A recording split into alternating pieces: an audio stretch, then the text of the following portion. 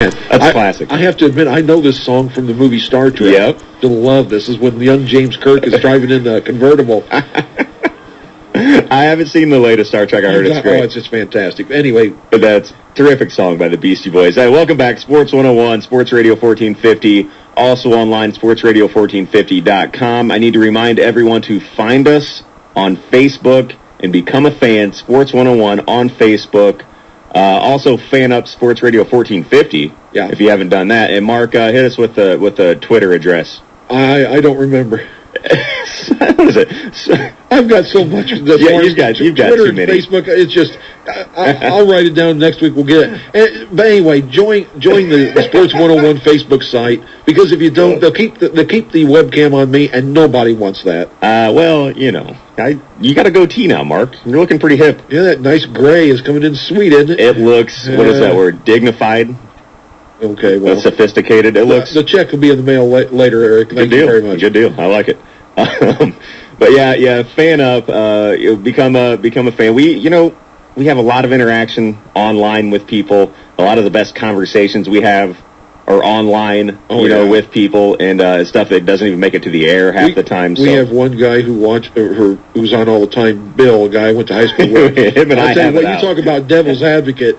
Him and I like Bill a lot. Bill works radio in the Hannibal area, and Bill always bring a second side to the story. I don't care what side you take, Bill will take the other, and it's some good reading. Bill and I, as a matter of fact, and I wrote this down because this is something I wanted to get into today.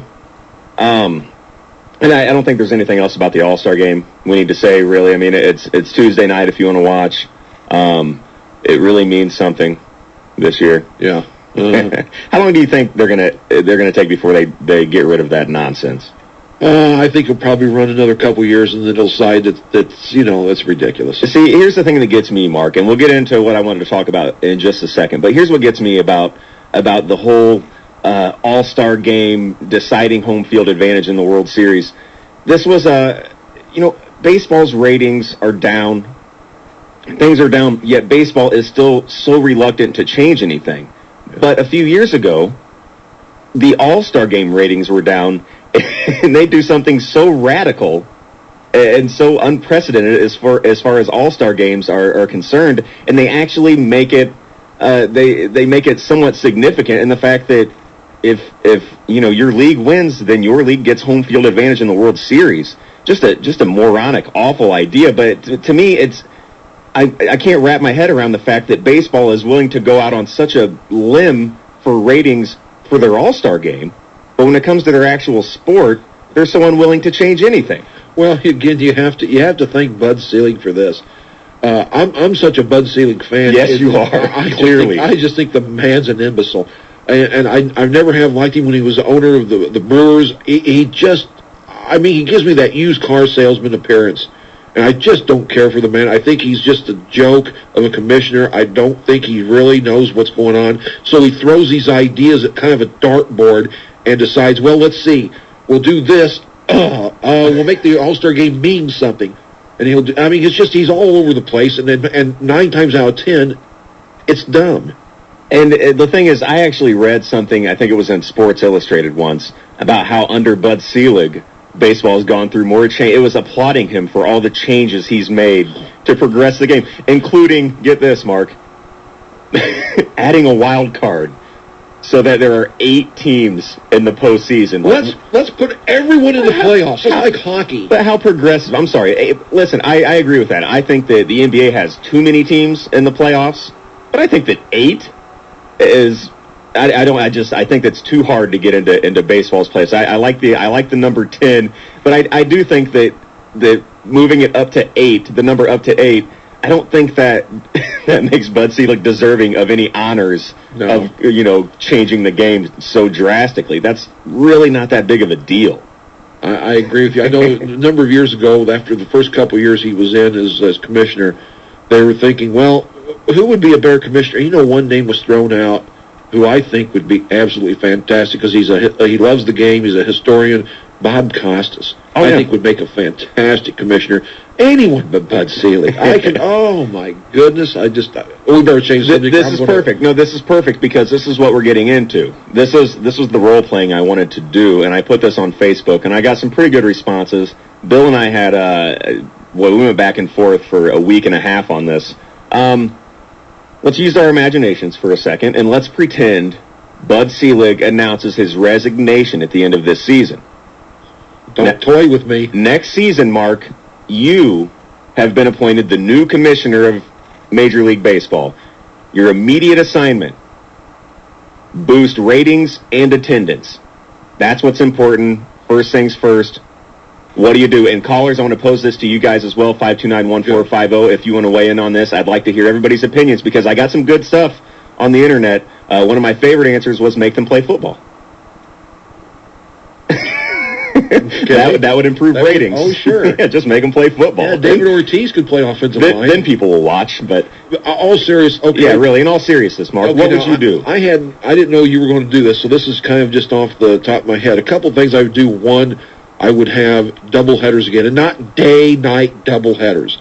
Double headers like they used to be. On Sunday afternoons, you'd play two games, pretty much back-to-back. Not this stuff where you play at 1 o'clock and then you clear out the stadium and then you play again at 6. No. That's just two games. I went to those as a kid and enjoyed them. You got two for the price of one, and Can I ask something real fast? Sure. Though, about how long were those games though when you were a kid?